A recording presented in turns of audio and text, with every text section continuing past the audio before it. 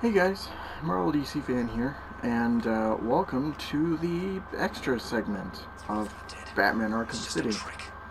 Um, so how this is gonna go down is we'll be looking at pretty much all the kind of extra content, like uh, character bios, like concept art, character trophies, stuff like that. All through the menus and all that sort of stuff. Um, and and show pretty much everything that this game has to offer. So without further ado, sit back, relax, and I'll see you guys at the end of the last extra video. You know, however many, how long it takes, how many videos it takes for extras. But see you then.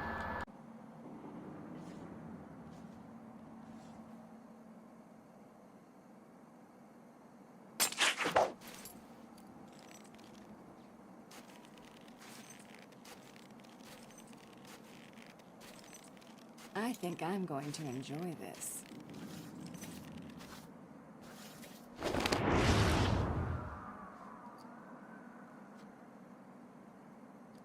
I'll never forget when Quinn beat old Sharpie to a pulp with his own cane. That was awesome.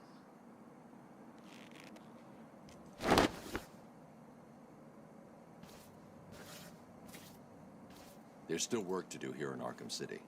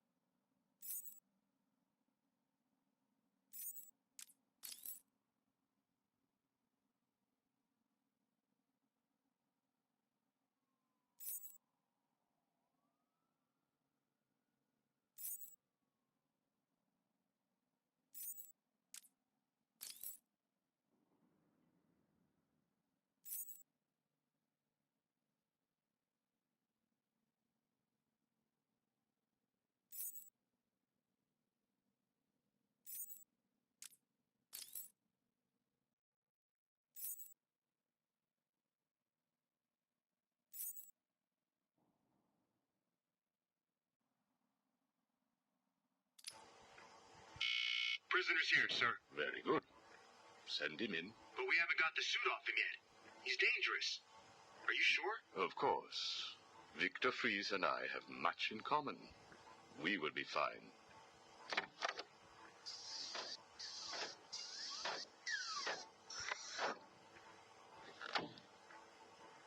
Welcome to my facility. Please, take a seat. I prefer to stand. Why am I here? Oh, Victor, there will be plenty of time for that later. Right now, I wish to get to know you. Discover how you came to have such a frosty outlook on life. I have nothing to say to you. You may have taken my weapons, but my suit still has considerable offensive capabilities. I will freeze the marrow in your legs. Each bone will shatter and fracture while you remain completely aware of your impending paralysis, begging me to end you. I don't think that you will do that, Victor. Really? Why not? Simple. If you hurt me, your wife will die.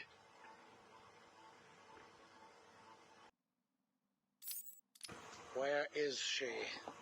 Where is my wife? Nora is in safe hands. Now, let's discuss an incident from your childhood. No. Then this is over. Guard. Wait. What do you wish to learn? Your early years were troubled. I was not a sociable child, but that is all. Even your parents disowned you. They sent you away to a reform school, correct? They did not understand my work. Your work? According to a police report, you froze over a dozen of your neighbor's pets. I have always had an interest in cryonic preservation. I didn't understand why my parents allowed our sick pets to die instead of attempting to save them. So I set about finding my own way. I intended to revive all of those creatures. But you didn't. Which brings us to Nora. Have you ever seen a flower die? Watched something that was once so beautiful, so full of life, collapse and rot from within? You refer to Nora's illness. It seems like yesterday when I first found her. It all happened so quickly. Suddenly, I was losing her. Did you seek help? What about your employer, Gothcorp? I hid it from them, diverting resources from Gothcorp's research in an attempt to find the cure. But in the end, I failed. Time was running out. I knew that if I was discovered, Nora would die. Why take that risk? Do you know what it is to love someone? To really love them? No. Nora was all I could think of. I reran the diagnostics, re-examined every detail from every angle, certain that I had missed something. I cursed myself for being so blind, so stupid. Surely there was a cure. I just needed more time. Then I realized what I had to do. I had worked without sleep for a week. My needs didn't seem important. Sleep didn't matter. Food didn't matter. There was only her. I looked at Nora and I told her that I loved her. She told me there was nothing I could do, that we should just accept fate. She smiled her beautiful smile as she said it. I promised to cure her. And then I pressed the button. You cryogenically froze her, keeping her on ice, so to speak, while you worked on a cure. It broke your heart, but now you had all the time in the world. Did you feel relieved? I went home and fell into a deep sleep. For the first time since we discovered Nora's illness, I dared to dream. But for weeks I had ignored my superior's attempts to contact me. The next morning I overslept. By the time I got to the lab, Ferris Boyle, the CEO, was there waiting. What did he do? He accused me of industrial espionage, which I denied. But then his guards found Nora. Boyle told me that, like all of my research, she belonged to him. I was enraged. I attacked him. His guards beat me back, and in the struggle, I was drenched by the cryogenic chemical I had created. I lay on the floor, helpless, watching the guards steal Nora away. Boyle told me it was a tragedy for such a promising mind to perish in a lab accident. Then he left me to die. But you survived. The chemicals were absorbed into my body and transformed my metabolism. My body went numb. I felt a strange tingling, then searing pain all over. Each breath ignited my lungs. I clawed my way back to a refrigeration unit, and as I closed the door behind me, I felt the icy chill calm my aching body. Things suddenly seemed clear. What seemed clear? Finding a cure for Nora? No. Revenge. Boyle would pay.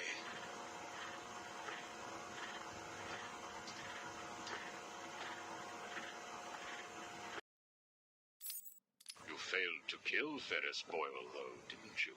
Yes. Why? You know why. Batman. Though he did return Nora to safety. Until you got her. See? There you go.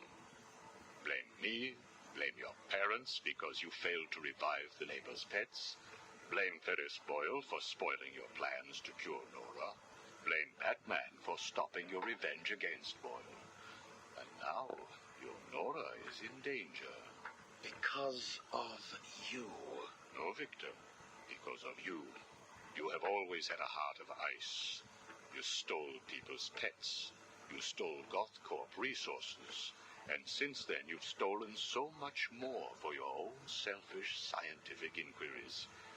If you had shared your genius with others, devoted your energy to medicine instead of crime, perhaps your ice princess would be at home now, preparing you a hot meal instead of being delivered to the Joker.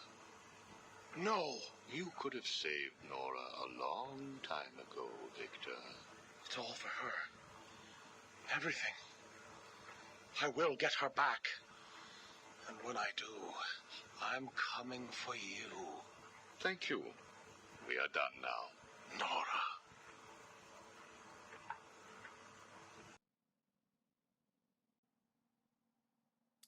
I'm only doing this as a courtesy, Strange. Don't think you've beaten me. I just thought we could both benefit from a little talk, Mr. Cobblepot. Don't try that psycho mumbo-jumbo with me, Strange.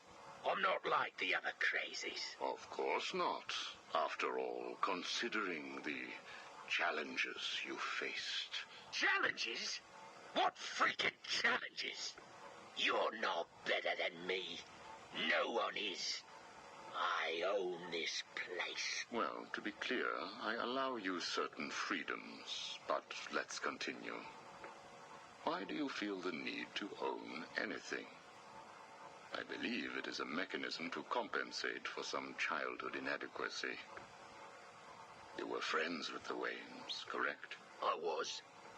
Till someone did the world a favor and blew the brains out of little Wayne's self-righteous parents. I was laughing for weeks. It still brings a smile to my face. And you think that's okay? Okay? No, I don't think it's okay. I think it's bloody hysterical. That family destroyed mine. What happened to them? Well, it couldn't have happened to nicer people.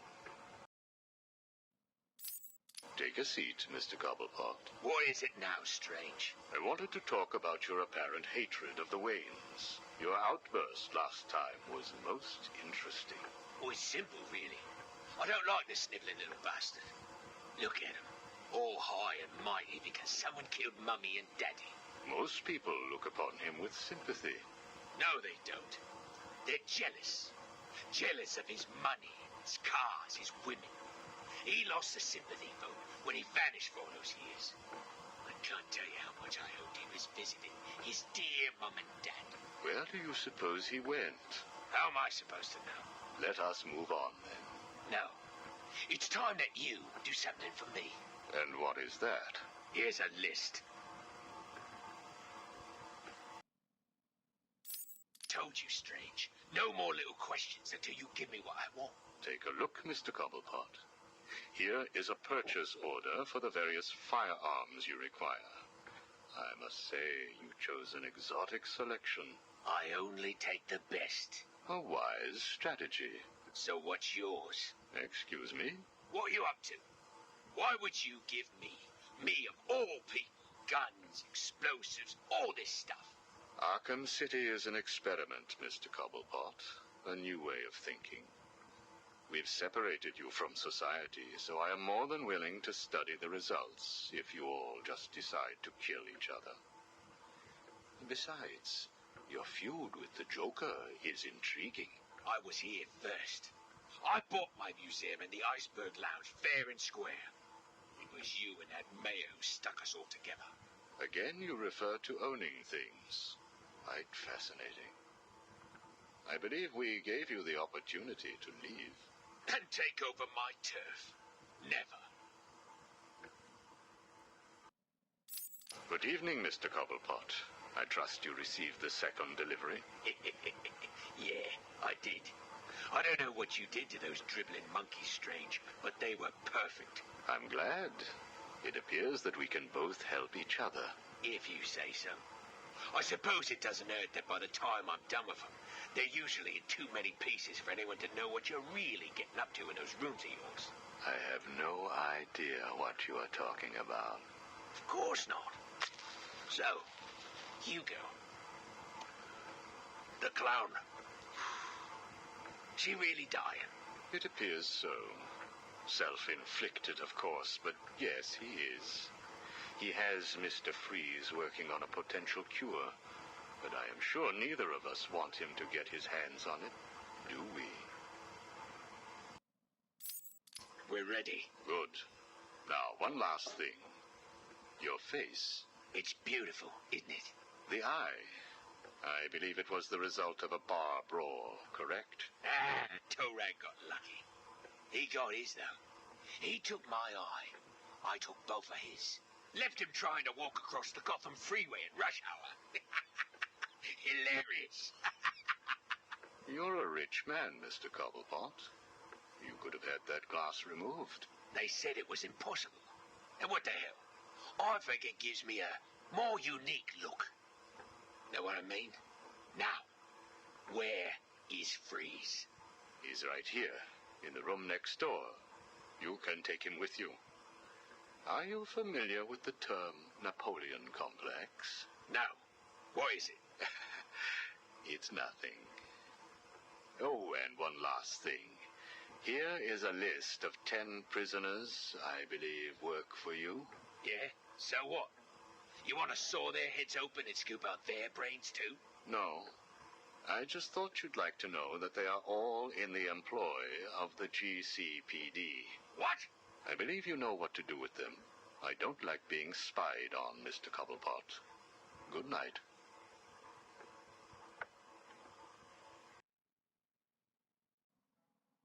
How does it feel, Wayne, to stand on the very stones that ran with your parents' blood?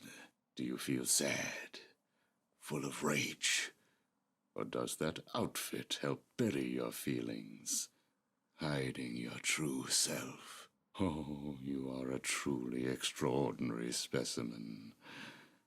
I look forward to breaking you. Hello? Anyone in there? No sense of humor. The strong and silent type, eh? Think you're safe behind that mask? Give me 20 minutes and a can opener, and I'll have you whimpering like a schoolgirl. You might like it. That's enough, patient. Guard, leave us. Yes, sir. Good afternoon. My name is Professor Hugo Strange. And you are... Two-Face. Catwoman? Batman! We can play these games as long as you like. Great! I love games. Not in my facility, you won't. I'm offering you this opportunity to make a deal. I am fully aware of your condition. The last thing you have is time. But I can make your final days more comfortable. And in return, I'd be giving you... I wish to study you. I need to know why you are the way you are. I don't have long, Doc. You're going to need more than some psycho mumbo-jumbo to get to the bottom of what's wrong with me. Oh, I have more than that. Much more. So, do we have a deal? How are you feeling today? You promised me another doctor, Strange. Maybe you shouldn't have killed the one I sent last week. What made you do it? Fish gotta swim, birds gotta fly. Besides, it was worth it to see the look on her face. Hey, you know what? I think I've got a piece of it here in my pocket. You are trying my patience. That was the third doctor you've killed. Well, keep on sending them, Doc. I'm trying to break my record. I think it is time for you to do something for me. Name it, Doc.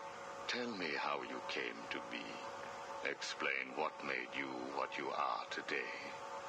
How you come to be sitting across the table from me. Dying. Is that all? Well, I guess you could say I once had a very bad day. Really? Go on. It was a Thursday night. Things had been getting worse. I was 3 days from the bank foreclosing on my home. The chemical plant I worked nights at was about to lay off half the workforce. And I was sitting in the hospital, holding the hand of my pregnant wife, wishing to God that she wasn't dead. That must have been upsetting for you. Probably was. Back then, though, all I knew was that if I didn't let old man Falcone's men into the plant that night, they'd have killed me, too. So here's the thing. I had to decide. Could I live without her? Was there any point going on? I've got to admit it. I was scared. Not of being dead, you understand. No one would blame you if you were. It is perfectly common. Do I look common? No. I was scared of the part just before you die, when you don't know what is about to happen, when you're desperately clutching at life and trying to hold on with slippery, blood-covered hands. So I made a decision right there. And what was that? That is a story for another day, Strange. I think I may need to see a doctor. Get me one. You were telling me about the night your wife died. Oh, no, Hugo. As I recall, I was waiting for you to send me another doctor. We both know I have sent you 3 more doctors. Did you? Yes. One was left dismembered outside the elevator to my office. The other 2 have not been seen since they were sent to you. How careless. Listen, Doc. Professor. Okay, Professor. I'll give you a little more. I just hope you're taking notes. It's the day after, and I'm standing in the freezing rain, just staring at the chemical plant, feeling numb. Jeannie was dead. It didn't seem real. I can remember the day I first met her. Her infectious smile as I told her bad joke after bad joke. How, even after living with the pathetic wretch I was, she still wanted my child. And then they arrived. Reality's way of yanking me another wedgie. Falcone's men told me to cheer up. He said things could be worse. I asked him how. He grabbed me by the collar, pulled me close. He'd been eating garlic, and each word stank as he threatened to perform oral surgery on me with a nail and a brick. A creative guy. They handed hand me a box. I remember thinking it was heavy. Was it a bomb? A gun? I'd never used a gun before. Were they that heavy? And what was in the box? How's that doctor coming along? I'll get you one. And when you do, I'll tell you the rest. You are looking a little better, yes. Well, I have my good days and bad days, but I do try and start each one with a smile. Are you ready to continue your story? Yeah, why not? So where was I? The box. Ah, yes, the box. So there I was, tearing open this box, expecting the worst. And all it had in it was a crazy red dome and a cloak. I thought they were having a joke with me, but oh no. They made me put it on. They said it was a disguise. It would keep me safe. It smelled like garlic. And that was it, really. I was dressed up like a spaceman, barely able to see, trying to break into the one place in this town that had given me a job. Have you ever tried to walk with an enormous fishbowl on your head? Don't answer that. It's hard. I couldn't see where I was going. I must have tripped one of the alarms. I heard muffled gunfire. I panicked and tried to run. And then I saw him. Who? That man. Really? Yes, really. Batman tried to hit me. I moved out of the way, but, well, what you need to understand is I had this giant bowl on my head, and I lost my balance. It's like life, really. One minute everything's bad, the next your wife's dead and you're hanging on for dear life, suspended over a tank of experimental chemicals. I'm sure he'd say he tried to save me, but we all know he didn't. I fell. For a second, just as I hit the surface, I thought I may just get away with this. I assume that wasn't the case. Do I look like I got away with it? I was drowning. The chemicals were burning my skin. My entire body felt like it was on fire. And it was all his fault. Whose fault? Batman's? Who else? Yours? Come again? Let me tell you what I believe. I believe that you have fabricated a series of events that you use to conceal the truth about your condition. I have read 12 different accounts of your past. All different, except for one detail. Batman. What can I say? I like to keep things interesting. A wise man once told me that if you have to have an origin story, you're better off making it multiple choice. And never facing up to the truth of what happened. What you did. How you got here. Oh, I know exactly how I got here. A big truck brought me here from Arkham. You remember the asylum, don't you? Of course. Well, good. Because I'd hate to think that I'd fabricated seeing you watching me in my cell all those times. Excuse me? Hugo, you merry maniac. You were obsessed with me. You all were trying to get in here. Next thing you'll tell me it wasn't you who sent old Sharpie over the edge. Nice work, by the way. Thank you. So here's the thing. If you want to make sure that no one else finds out about your past, you should start poking your nose into mine. Oh, and send me another doc, Doc. I think I need a second opinion.